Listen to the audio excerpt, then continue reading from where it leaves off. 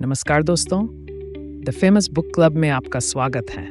हम आज बात करने जा रहे हैं एक ऐसे बुक के बारे में जो आपको सिखाएगी कि अमीरों के ऐसे कौन से नियम होते हैं जो वो करते हैं और अमीर बन जाते हैं। यदि आप भी अमीर बनना चाहते हैं तो ये बुक आपको ज़रूर पढ़नी चाहिए।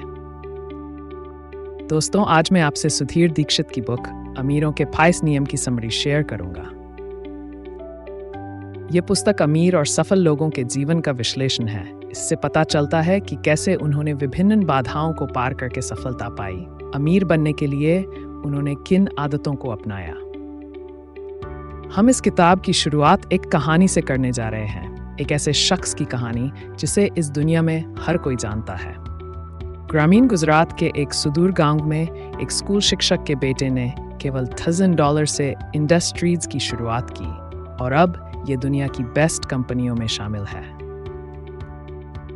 तब किसी ने कल्पना भी नहीं की थी कि जूनागढ़ के बहादुर कांजी हाई स्कूल के पूर्व छात्र जो 60 के दशक में अपनी पत्नी और बच्चों के साथ एक कमरे की चौल में रहते थे, अपना बड़ा सपना साकार करेंगे। जी हाँ, आपने सही अनुमान लगाया, वह रिलायंस इंडस्ट्रीज के संस्थापक है, धीरूभाई अंबानी। जिस तरह गणित जब बनने के लिए हमें गणित के नियम मालूम होना चाहिए, उसी तरह अमीर बनने के लिए हमें अमीर बनने के नियम मालूम होना चाहिए। अमीर बनना उतना मुश्किल नहीं है जितना कि समझा जाता है। अब की हालत वाल्ट डिज्नी से तो बेहतर होगी। वो तो इतने कंगाल थे कि उनके पास अपने जूतों की मरम्मत के भी पैसे नहीं थे। आपकी हालत धीरूभाई अंबानी से तो बेहतर होगी, जो कभी पेट्रोल पंप पर पेट्रोल भरते थे। आपकी हालत एंड्रयू कार्नेगी से तो बेहतर होगी, जो कभी मजदूरी करते थे। ये लोग बाधाओं से संघर्ष करने के बाद अमीरी के शिखर तक पहुंचे थे। ऐसा इसलिए हुआ क्योंकि उन्होंने अमीर बनने के नियमों का पालन किया। अमीरों का पहला नियम, नया काम करना।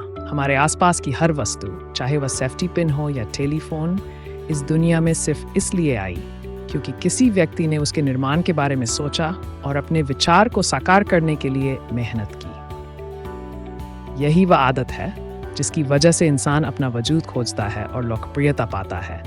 यही वह आदत है जिसकी वजह से इंसान समाज को सुखी और खुद को अमीर बनाता है। दोस्तों, सफलता का कोई शॉर्टकट नहीं होता, लेकिन अमीरी का अगर कोई शॉर्टकट है तो वह है नया काम करना, नई चीज़ों का आविष्कार करना, काम करने के नए तरीके खोजना।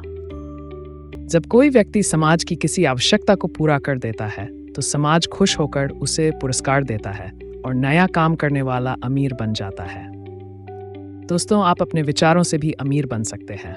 आइए इसे उदाहरण से समझते हैं। जब सारी दुनिया कंप्यूटर हार्डवेयर के पीछे पागल थी, तब बिल गेट्स के मन में यह आया कि वे अच्छे, आकर्षक और आसान सॉफ्टवेयर बनाकर बेचें। इसकी बदौलत वे दुनिया के सबसे अमीर आदमी बन गए। जेफ बेजोस के मन में इंटरनेट पर बुक बेचने का विचार आया और वे अरबपतियों की सूची में आ गए। अमीरों का दूसरा नियम, जोखिम लेना शून्य से शिखर तक पहुंचने का सबसे आसान रास्ता है। कोई नया काम करना, और नया काम करना तब तक संभव नहीं होता जब तक कि जोखिम न लिया जाए और मुश्किलों से लड़ा न जाए, दुनिया से लड़ा न जाए। नया काम करना अनजान समुद्र में यात्रा करने की तरह है, क्योंकि आपको ये पता नहीं होता कि आपको किन मुसीबतों का सामना करना पड़ेगा और कितनी सफलता मिलेगी। अगर इंसान जोखिम न ले तो जरा सोचिए क्या होगा।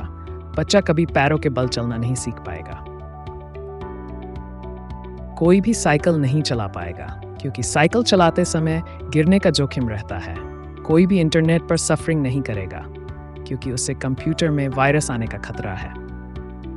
इस तरह हम देखते हैं कि अगर इंसान जोखिम न ले तो तरक्की करने की बात तो छोड़ ही दें, वह सामान्य जिंदगी भी नहीं जी सकता। चाहे हम इस बात को पसंद करें या ना करें, हमें हर दिन जाने अनजाने बहुत से जोखिम लेने ही पड़ते हैं। आइए इसे एक एग्जाम्पल से समझते हैं। जेरोक्स पार्क रिसर्च लैब ने पाओलो आल्टो में इन्वेंटेड 60 के दशक में अल्टोस नाम का एक पर्सनल कंप्यूटर बना लिया था जो मैकिन्टोश जैसा था। अगर इसे बाजार में उतार दिया जाता तो ये एप्पल के मैकिन्टोश से 8 साल पहले बाजार में आ जाता। लेकिन जेरोक्स ने अपने कंप्यूटर को बाजार में नहीं उतारा, क्योंकि मैनेजमेंट किसी नए प्रोडक्ट को बाजार में उतारने का जोखिम नहीं लेना चाहता था जिसकी सफलता संदिग्ध थी। जोखिम न लेने के कारण वे इतिहास नहीं रच पाए। और सफलता और समृद्धि की उन ऊंचाइयों को नहीं छू पाए जिन पर पहले एप्पल और बाद में माइक्रोसॉफ्ट पहुंचा। दोस्तों, मजे की बात तो यह है कि जो लोग नया काम करते हैं उन्हें दरअसल जोखिम नजर ही नहीं आता है। उन्हें तो सिर्फ भावी सफलता की संभावना दिखती है और ये उन्हें अमीर बनाता है। अमीरों का तीसरा नियम, मुश्किलों से न घबराना। अगर सफलता की राह आसान होती तो दुनिया भर के सभी लोग सफल हो जाते। दिक्कत यह है कि सफलता की राह आसान नहीं है, ये तो एक बाधा दौड़ है। सफलता पाने के लिए बहुत सारी मुश्किलें झेलनी पड़ती है, बहुत से त्याग करने पड़ते हैं। तमाम निराशाओं के बावजूद सकारात्मक मानसिकता रखनी पड़ती है। ये न भूलें कि सोना आग में तपकर ही कुंदन बनता है, अनगर हीरा तराशने के बाद ही निखरता है और भाप पर दबाव डालने से ही शक्ति उत्पन्न होती है। दोस्तों, किसी छोटी पहाड़ी पर चढ़ने के बजाय माउंट एवरेस्ट पर चढ़ना ज्यादा मुश्किल होता है। यही बात सफलता के संदर्भ में कही जा सकती है। अगर आप छोटी सफलता पाना चाहते हैं तो आपकी राह में कम मुश्किलें आएंगी, लेकिन अगर आप बड़ी सफलता पाना चाहते हैं तो आपकी राह में ज्यादा मुश्किलें आएंगी। इसका मतलब यह है कि अगर आप मुश्किलों से मुंह मोड़ते हैं तो आप सफलता से भी मुंह मोड़ रहे हैं। हमेशा याद रखें, महत्वपूर्ण यह नहीं है कि आपके साथ क्या होता है, महत्वपूर्ण तो यह है कि आप मुश्किलों के सामने हार मान लेते हैं या फिर आप में उनसे जूझने का साहस है। मुश्किलों से जूझेंगे या घुटने टेक देंगे। इसलिए दोस्तों, अगर आप अमीर बनना चाहते हैं या आप सफलता चाहते हैं तो ये मान लें कि आपके सामने मुश्किलें जरूर आएंगी और दूसरों से ज्यादा आएंगी। अमीरों का चौथा नियम, बड़े सपने देखना। सपने तो सभी देखते हैं, लेकिन वही लोग सफल होते हैं जो सपने देखते हैं और फिर उन्हें साकार करने के लिए मेहनत करते हैं। मान लें 2 व्यक्ति 10 लाख रुपए का मालिक बनने का सपना देखते हैं। दोनों जल्दी तरक्की पाने के लिए अपनी नौकरियों में मेहनत करने लगते हैं। दोनों ही अपनी आमदनी बढ़ाने के लिए अतिरिक्त पार्ट टाइम काम खोज लेते हैं। दोनों ही बचत करने की योजना बना लेते हैं।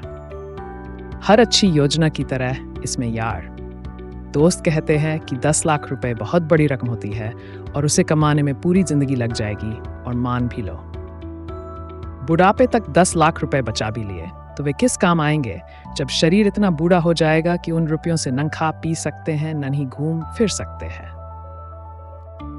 वे ये तर्क देते हैं कि जिंदगी 4 दिन की है और ईश्वर ने हमें दुनिया में मजे करने के लिए भेजा है, बचत करने के लिए मन क्यों मारो। इसके बजाय तो अच्छा यही है कि उधार लेकर घी पियो, क्योंकि जवानी कुछ समय तक ही रहेगी। अब दोनों व्यक्तियों पर दबाव पड़ता है कि वे 10 लाख रुपए का मालिक बनने के सपने के बारे में दोबारा सोच लें। असफल व्यक्ति उस सपने को साकार तो करना चाहता है, लेकिन वह आसपास के माहौल और अपनी इच्छा शक्ति की कमी के चलते सपने को छोड़ देता है। दूसरी तरफ सफल व्यक्ति आसपास के नकारात्मक माहौल और परिवार वालों के दबाव को नजरअंदाज कर देता तथा प्रबल इच्छा शक्ति से अपने सपने का पीछा करने में जुटा रहता है। यही वजह है कि अंततः उसका सपना साकार हो जाता है। अमीरों का 5वां नियम, दूर तक सोचना। जो लोग सिर्फ वर्तमान लाभ की ही चिंता करते हैं वे कभी दूरगामी तरक्की नहीं कर पाते। अगर किसान ये सोचे कि क्या पता फसल होगी या नहीं, इसलिए बीज क्यों बोएं, तो भविष्य में उसे फसल कैसे मिलेगी। समूची प्रकृति निवेश या दूरगामी फल के नियम पर चलती है। पेड़ बीज से उगते हैं, समय और पोषण लेते हैं और फिर फल देते हैं। इसी प्रकार हमारे निवेश और प्रयास भी समय के साथ परिणाम देते हैं। अगर आप आज निवेश करेंगे तो आपको कल लाभ होगा। लगातार और समझदारी से किया गया निवेश भविष्य में समृद्धि की नींव रखता है। अगर आप आज एक बीज बोएंगे और उसकी समुचित देखभाल करेंगे तो प्रकृति बदले में आपको 100 गुना फल देगी। ये कर्म और फल का नियम है और यही कारण और परिणाम का नियम है। दुर्भाग्य से ज्यादातर लोग सफलता के क्षेत्र में इस नियम को नजरअंदाज कर देते हैं। वे सफलता के लिए इंतजार नहीं करना चाहते, वे सफलता के लिए निवेश नहीं करना चाहते। वे आज ही सफलता चाहते हैं। जाहिर है इसका परिणाम निराशा के सिवाय कुछ नहीं होता, क्योंकि दूरदर्शिता सफलता का आधारभूत नियम है। यह पुस्तक अमीर और सफल लोगों के जीवन का गहन विश्लेषण है, जिसमें उनके निर्णय, आदतें और रणनीतियों का विस्तृत अध्ययन किया गया है। इससे पता चलता है कि कैसे उन्होंने विभिन्न बाधाओं को पार करके सफलता पाई। अमीर बनने के लिए उन्होंने कौन सी आदतें अपनाई, ये एक बहुत प्रभावशाली, सहायक और अत्यधिक अनुशंसित किताब है। इसे दीर्घकालिक मित्र नाम दिया जा सकता है। कुछ कहानियों को नज़रअंदाज किया जा सकता है, लेकिन उनमें से ज़्यादातर प्रेरक हैं। हर अध्याय श्री दीक्षित की सलाह से भरा है। यदि आप अमीर बनना चाहते हैं तो आपको ये बुक ज़रूर पढ़नी चाहिए। आशा करते हैं कि ये किताब सारांश आपको पसंद आई होगी। आपको ये किताब कैसी लगी, हमें कमेंट करके ज़रूर बताएंगे। इस तरह की और भी किताब का सारांश सुन के लिए आप हमें सब्सक्राइब कर सकते हैं। मिलते हैं अगले वीडियो में। तब तक के लिए शुक्रिया, अलविदा, सत श्री अकाल और गुड बाय।